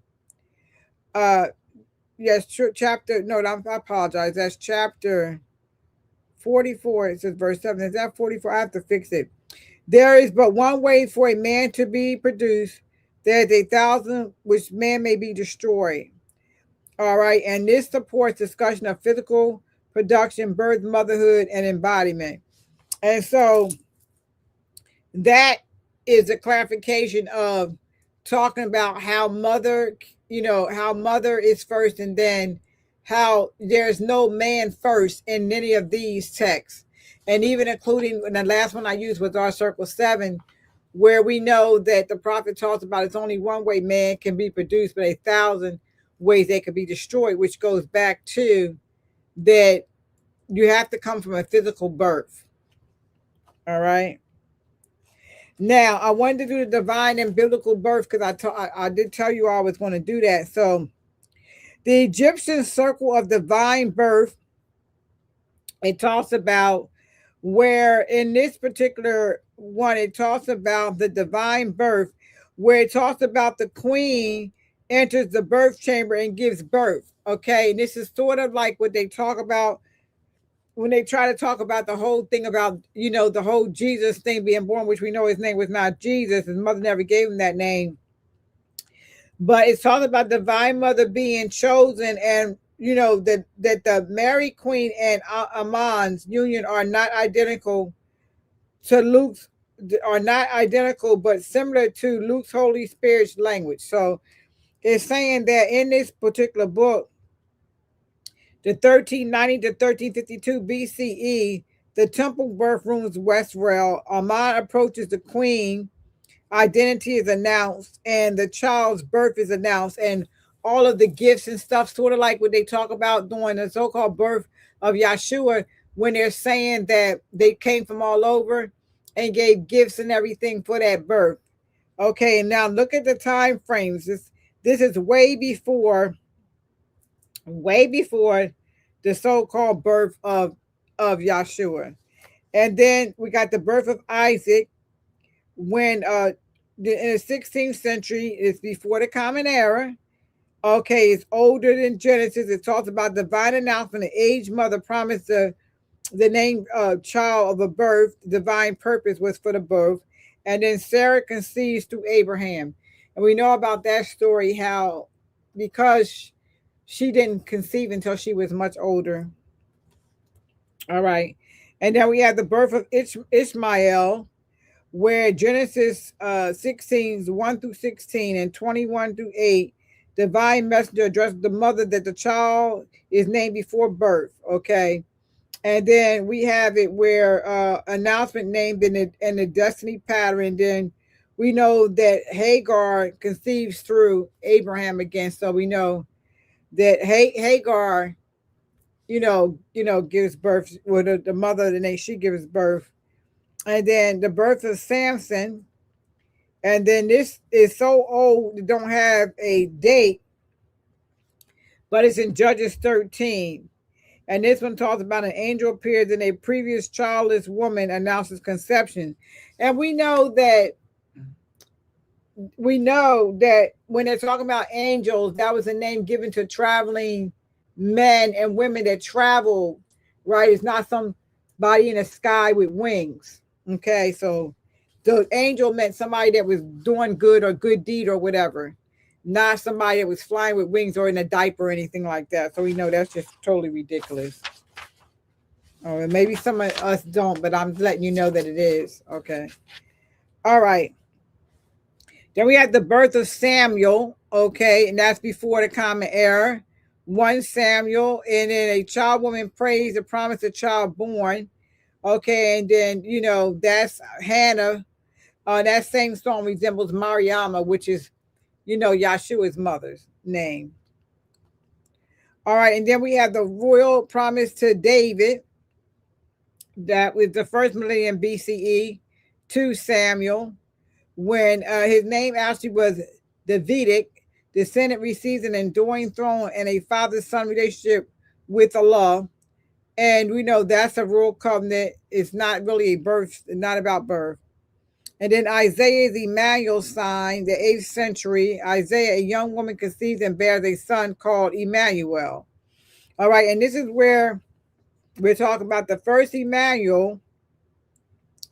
And that's in Matthew, again, if you go to the Piscean record. All right, so it's talking about that then, and that was that Emmanuel. And that's what I said with several Emmanuels. Isaiah's royal child, and that was the 8th century. A child, was supposed to be born, and a shoot from Jesse. So King David, Solomon, all those names that come through. And then Gospel of Matthew, the genealogy, divine meaning of Bethlehem, Magi, Harad, and the master flight to Egypt and return, combines birth narrative with the Hebrew script. Okay, only math from Matthew. And then the Gospel of Luke talks about Gabriel, Miriam, Elizabeth, miraculous conception songs. All right, and then so that's the Common Era, not before the Common Era, but the Common Era. And then we have the Quranic birth of ʿīsā in the 7th century Common Era. So now remember, BCE is before the Common Era, and CE is the Common Era. So you got the BCE and then CE. And when you come to CE, that's coming up from before the Common Era to the Common Era. All right, and then that's in the story. Maryam is selected and purified. Angels announce Isa's conception occurs by divine command and gives birth beneath a date palm, and the infant speaks. And that's another story, but it doesn't have them in no manger or anything like that. All right, so that's kind of where you are with the different things there. And then let's see, we're still coming up to Now we have divine. Okay, so now we have the royal mother is selected. See, Mariam is identified as the mother. And then we have the messenger thought communicates divine information. Gabriel appears to Mariam. Then you have the child's name, royal name, and identity are proclaimed in Matthew 1 and Luke 1. The child's destiny. Okay, we're talking about at this particular time now, we're talking about ʿīsā. All right, and so then we have the birth of it says the birth queens enter into the sacred birth chamber, Matthew 125 and Luke 2:1. All right, and so these are all different ones that I have. I have a lot of them from the different birth. This is coming from the table Egyptian divine birth cycle and gospel sequence. All right, and then now I'm going to the chronological timeline. Okay. So in a chronological timeline, we have 2900 to 2350. So 2900 to 2350 before the Common Era BCE, written references to Sumerian deities and mother goddesses traditions appear. 2334 to 2279 BCE, historical reign of Sargon of Akkad. His basket birth legend survives. Then we have 2100 to 2000 BCE, Sumerian Gilgamesh poems circulate, including the Hopalo tree episode. Then 2000 to 1600 BCE, Sumerian and the Old Abilene texts involving Enik, Nisharsaj, Nima, Ayana, and Dumazi are copied and transmitted. And then we have surviving versions of Iki and, and I want to say Nima, and that is 1900 to 1600. Okay. Then we talk about 1700 to 1600 BCE, talks about the flood. 1635, Old Babylon. 1600, surviving Sumerian flood. 1479 to 1458, the Egyptian cycle of birth. Okay. And then the surviving versions. And then we have Amhotep the third cycle of birth, and that was 1390 to 1352. So we have all these different chronological timeline tables of the birth of all of these different individuals, and all of these are supposed to be considered miracle births and the birth of the first or whatever. But we know that a lot of times in Christianity, they call ʿīsā the second Adam, because he's supposed to have a miracle birth. And this is one of the most important things going through that, because we know that there's no such thing as a miracle birth. And I got to find that book that I do have. I have an old book that I had read years ago, and it talks about Mariam's pregnancy. It talks about her being raped. It talks about her being ashamed of being raped. And at that time, a virgin meant a young, innocent child. It did not mean someone who had not had sex. So we know no child is born to anyone without having sex. And so that takes us back to, if you can believe that so-called Mariam had a miracle birth, so all of a sudden she just got pregnant. Nobody don't know how. She just woke up one day and she's pregnant. Then you could believe that, this is how they can get you to believe the whole Adam and Eve story, that, the first physical man that was created out of clay. And so the name of the first physical man that we know, we had two names. And so I'm going to stick with Ha-Adam, which means most of the books translated as that is his name is Hadamn. H-A. Then they hyphenated it to show you. So it's H-A-hyphen-A-D-A-M. Ha-Adam, or Ha-Adam, as my elder told me earlier. So I just have a different pronunciation on what I see it. Don't mean my pronunciations are 100%. I had to listen to them earlier, over and over again. And some of them were so old translation that I didn't even get a good, clear of how it was announced. I didn't have enough time. But, a lot of the clarifications, but you can look up the information and see for yourself. And then we know that Hawwa Havvah, or another mode spelled Havah, right? Hawwa is the name for the first physical woman. So now you have the name of the first physical man and the first physical woman on earth. And you have that there is no real creation in the Garden of Eden. There's a different names for it, even though I know that my uncle taught me that the Garden State Parkway is the original Garden of Eden. That doesn't mean that the Garden of Eden is where the first physical man and woman was created. It may be the first place of physical where they lived, but not where they were actually created. And so that takes us back into the mind. If the first physical man and woman were given birth to, just like you and I, then who is their mothers and fathers? And so who is the very first given on this earth, and how did everyone get to this earth? And I think someone put in earlier, I didn't get a chance to it, they said spaceship. And someone's asking me if I would read the creation and fall of man. And yes, I will go ahead and read the creation and fall of man, because it does combine with that. So yes, thank you for that thought. So I will go ahead and read the creation and fall of man for you.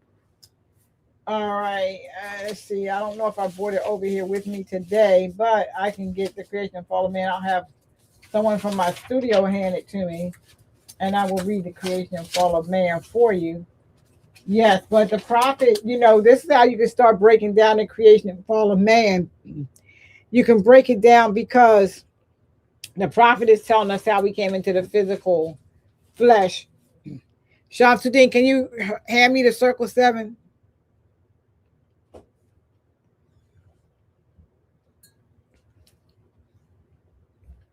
And I'll go ahead and get that out the way for you really quickly. The circle 7. I'm not sure if someone can hear me, or someone can hand me the circle 7 so I can read the creation and fall of man. I don't have it right here on my desk.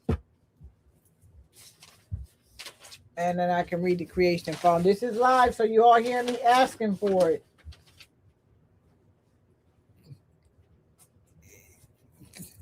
Shukran. I'll come from this Quran. And shukran for that request. So I'm coming from page 4, chapter 1, the creation and fall of man. Time never was when man was not. If that life of man at any time began, a time would come when it would end. The thoughts of Allah cannot be circumscribed.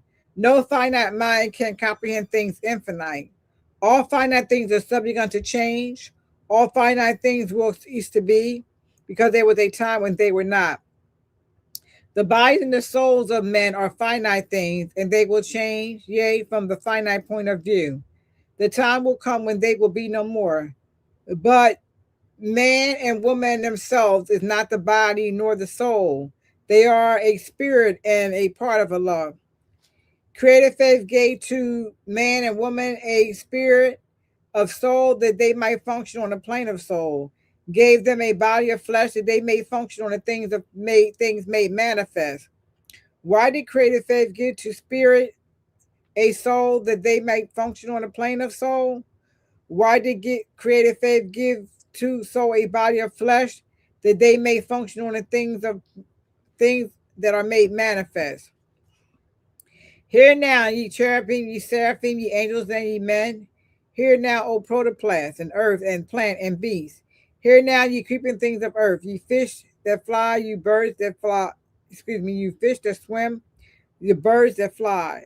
Hear now, ye winds that blow, ye thunder and lightning in the sky. Hear now, ye spirits of fire, of water, earth, and air. Hear now, O everything that is, or was, or evermore will be. For wisdom speaks from the highest plane of spirit life. We are a thought of Allah. All thoughts of Allah are infinite. They are not measured up by time, for things that are concerned with time begin and end.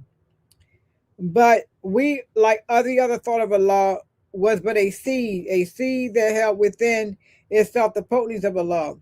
Just as the seed of an animal, plant, or herb holds deep within itself the attributes of every part of that special plant.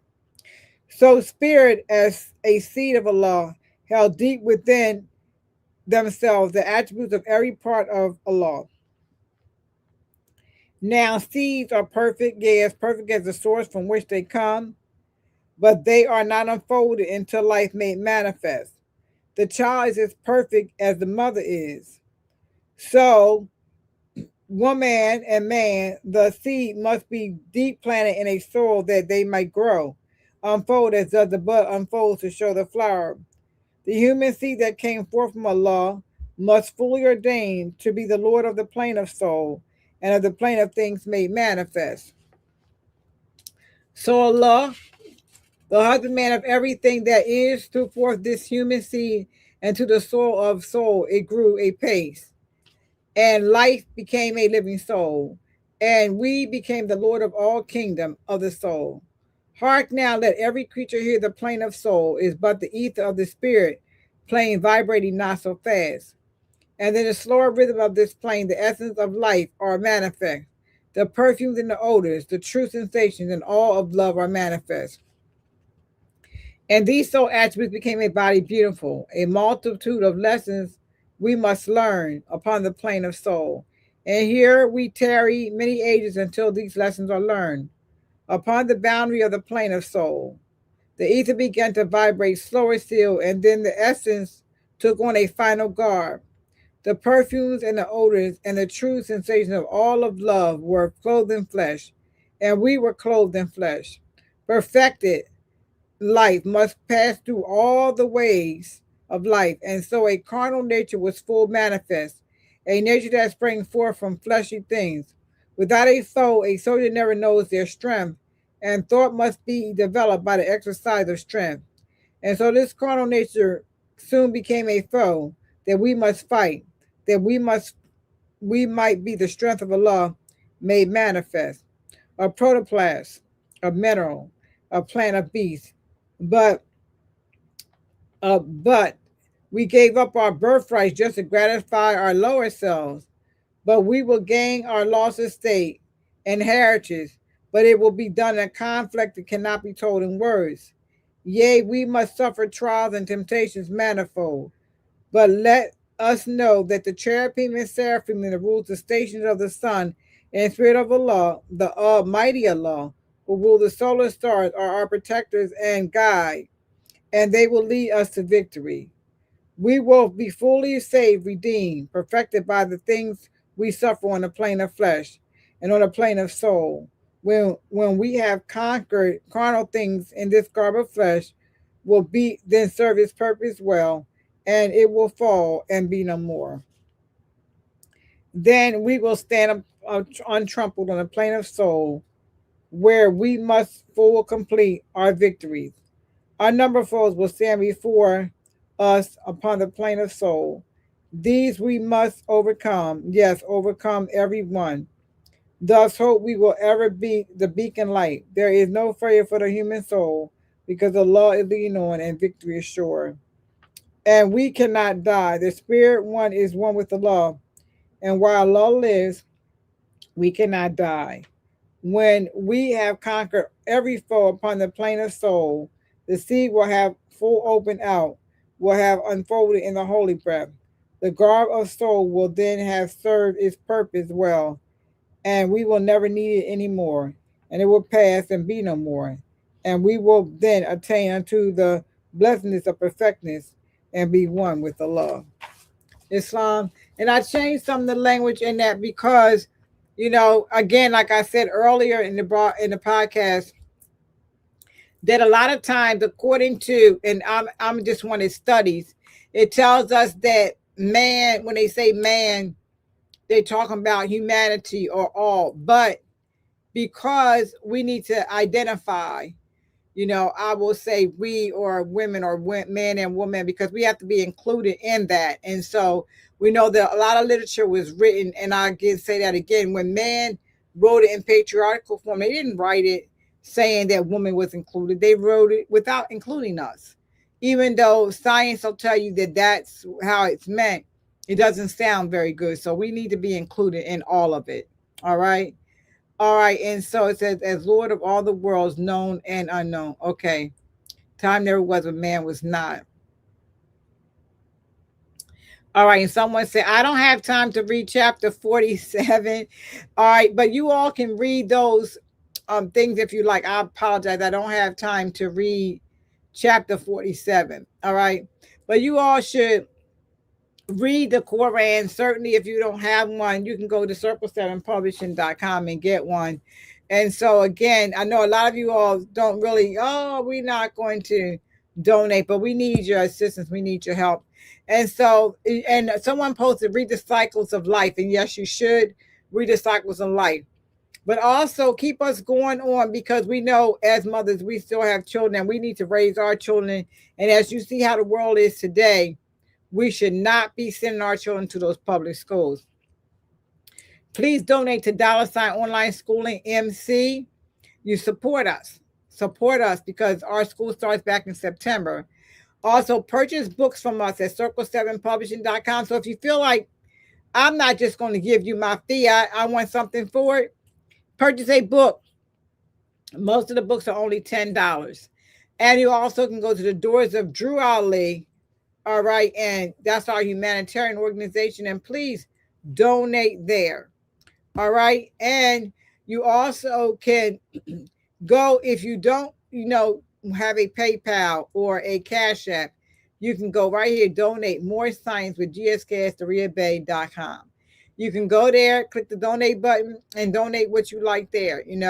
Like I said, when the numbers, and please push this video. If you like what our content, what we talk about, Real Morse Talk, then go ahead and hit that subscribe button, hit the like button, pass this video on and on and on to others and share it, because if you don't think maybe you can use the information, maybe someone can. And if you'd like to have some flyers for our online school and donation, please email us at right there on the top. It says realmorsetalk@yahoo.com. And we'll send you out flyers as well. You can also email us for the students and education for the number 4, morsechildren@gmail.com. Morse, it has certainly been my absolute pleasure to come with you today. It's so much more information. I did want to say too that Taj said that he will do the Yakub experiment, but this is the thing. I need you all to at least, if you want to do that, at least donate $25 in Taj's name, because Taj will have to take off work to come do that. When Taj comes here to speak, you all probably think he just come here free. Taj had to be paid. A servant is worthy of their hire. Taj needs to be paid for his time and services. And so if that's something that you are requesting and you do want Taj to come and do the Yakub experience, you can go right to the Doors of Drew Ali. You can type it in that it's for Taj, that you're sending it for him to be able to speak. And he said that he will come next Thursday and do it. But I want to be able to give him some fiat for his time and effort to do so. So you all be grateful and be gracious. And, donate at least $25 for Taj in his name so he can be paid for his time and services, because that's why sometimes he's not here, or maybe at other shows, because he does have to work for a living. Taj is 80 years old, Morris, and he still works for a living. He doesn't have anyone taking care of him. So please be gracious enough to make sure they donate for him so that he can come here and speak. He doesn't mind coming. It's just that, we have to be able to pay him something for his time. It's the one thing he do not get back.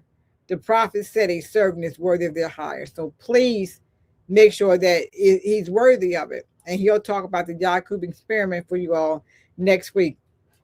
The amount of you all that come out to see him when he's online, just, donate to him. Donate so Taj can have a good amount of fiat when he leaves, because he's going to make that special trip just to make sure that he covers what you all would like for him to speak about. Okay, so please donate. Okay, all right, Morris, it's been my absolute pleasure. I don't know if I got everything covered that I do want to get covered. And you have the name of the first physical man and the first physical woman.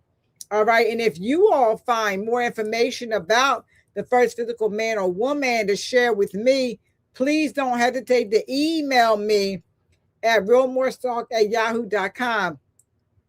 Or you can comment in the comment section as well, too. And some of my pronunciations, if they were not great, and you have a better pronunciation than what I listened to in the dictionary today, then send those too, because we want your comments and your thoughts here on Real Morris Talk, because that's what we are. Real Morris talking about information and issues. And I'm so excited to have spent this time with you all. Until next week, you all, Taj will be here talking about the Yakub experiment. Please donate in his name. Until next week, take care of yourselves and each other. You've been on an episode of Real Morris Talk. Me, I'm your hostess, Prime Minister, National Grand Sheikah Durriyyah Bey. Peace, Morris.